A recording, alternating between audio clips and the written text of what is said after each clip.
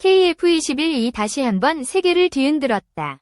한국이 극비리에 개발한 6세대 신기술이 마침내 공개되었고, 이로 인해 미국조차도 놀라움을 감추지 못하고 고개를 숙였다. 특히 한국은 이 혁신적인 기술을 바탕으로 KF-21 전투기의 대량 생산에 본격 착수했으며 무려 220대를 우선 도입하기로 결정했다. 이 소식이 전해지자 중국 군부는 충격에 빠졌고 공군 지도부는 긴급 대응책 마련에 나섰다. KF-21의 새로운 레이더 시스템은 기존의 한계를 뛰어넘는 성능을 자랑하며 사거리 면에서 신기록을 달성했다.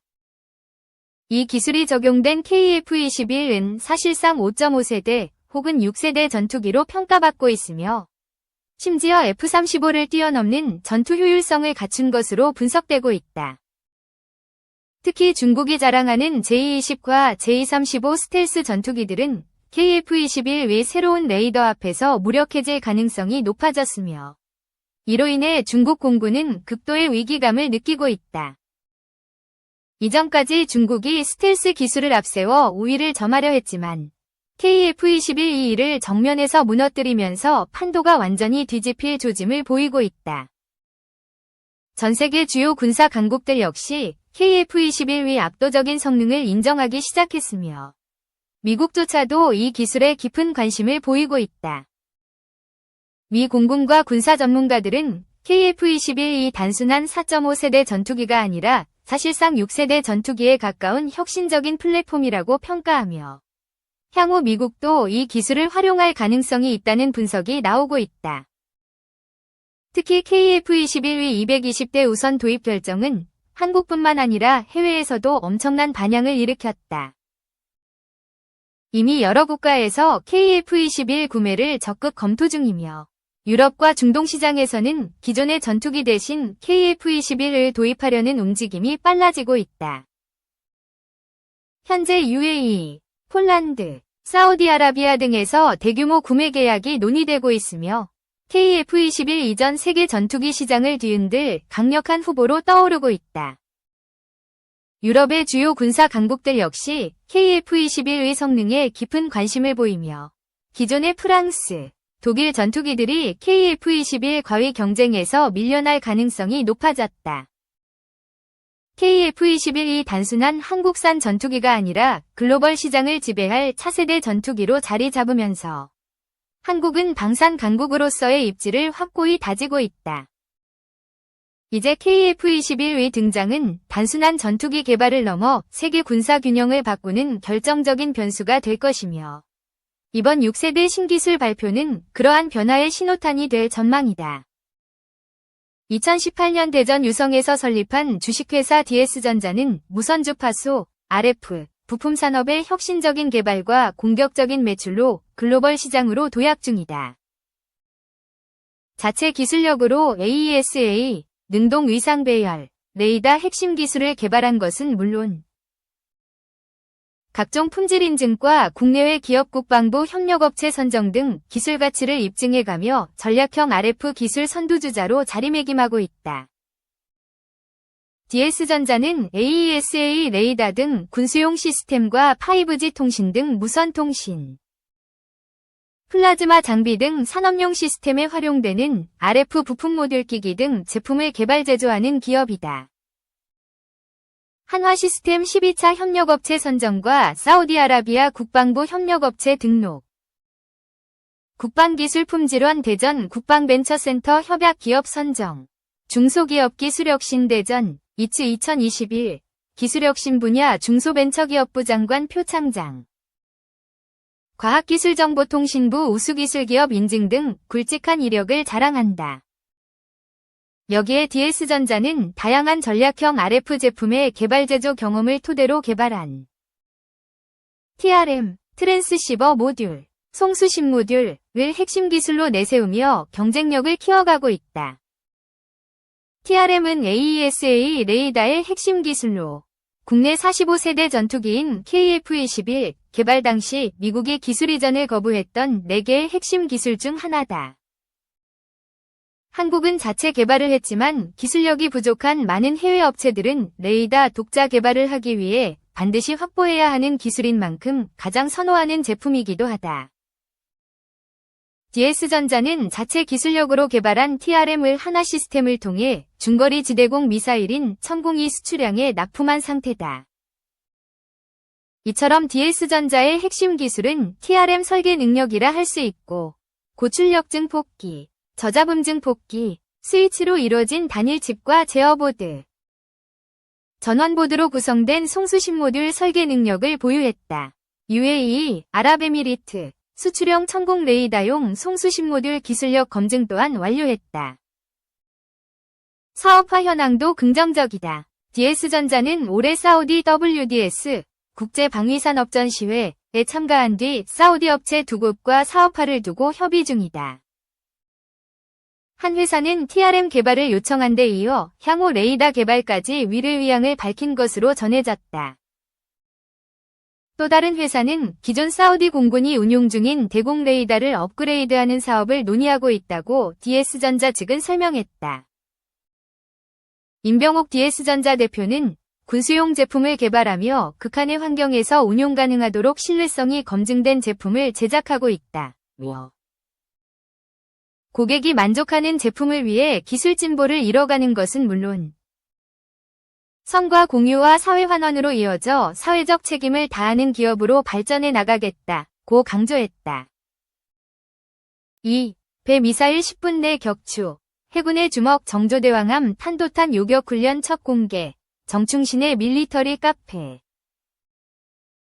시각적 잠수함 탄도미사일 SLBM 탑재 잠수함이 동해 내역에서 활동 중. 탄도미사일 발사 징후 포착. 총원 전투 배치.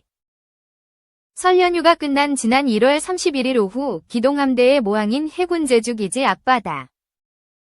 탄도미사일 요격이 가능한 우리나라 최초 이지스 구축함으로 정조대왕함의 전투지휘실 CCC에서는 실전과 같은 탄도미사일 방어작전 훈련이 실시됐다.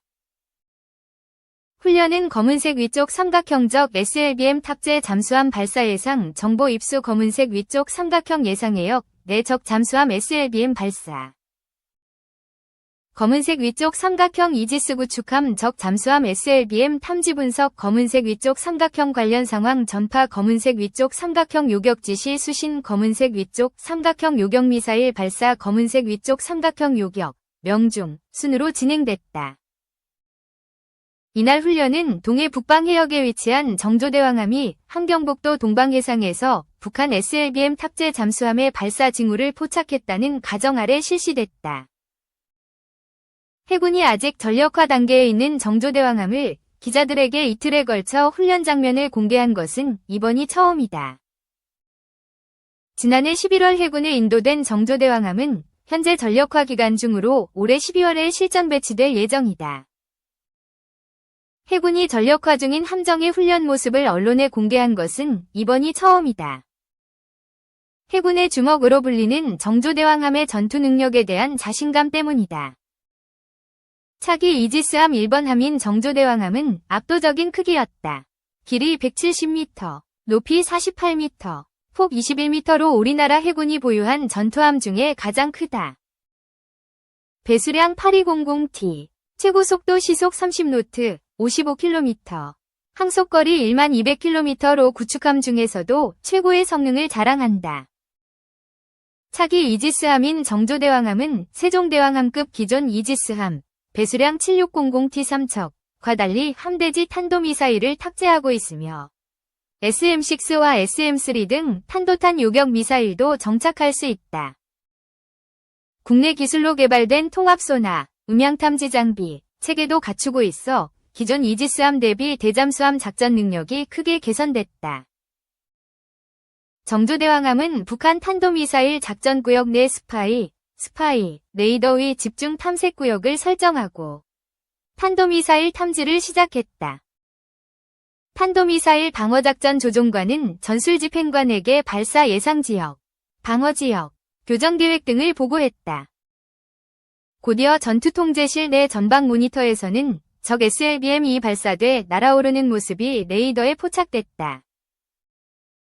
정조대왕함 전술집행관은 현시각 적 SLBM 추정 발사체 접촉, 대유도탄 방어 태세 1단계 설정. 전, 무장 즉각 사용 준비라는 구호를 외쳤다.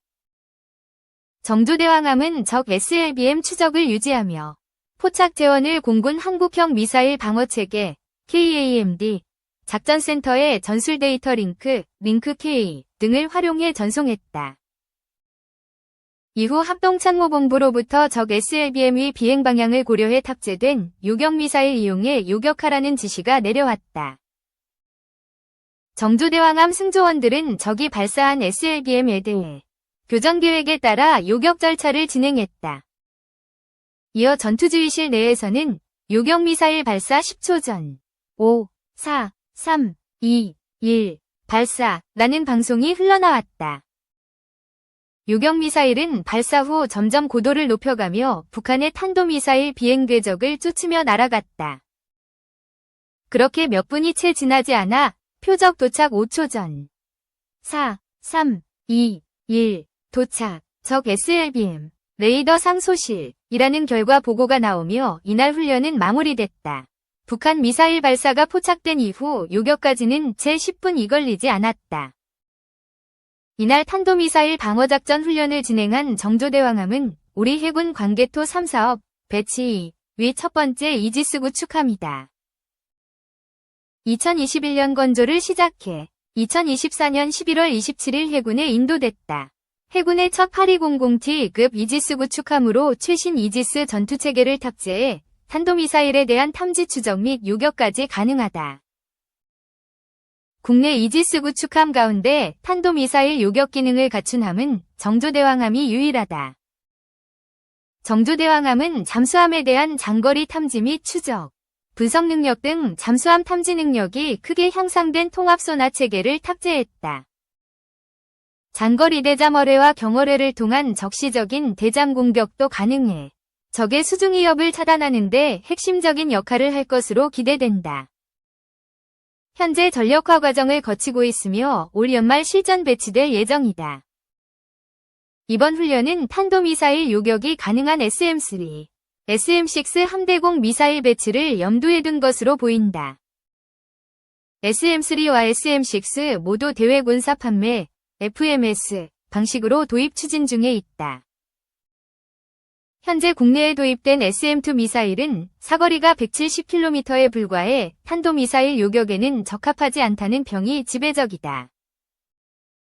반면 사거리가 700km가 넘고 요격고도 또한 100에서 500km인 SM-3는 탄도미사일 요격이 가능하다. 최대 사정거리 400km 이상인 SM-6 또한 항공기, 탄도미사일, 순항미사일을 모두 요격할 수 있다. 정조대왕함은 수직발사관에는 SM-3와 SM-6를 탑재할 수 있다.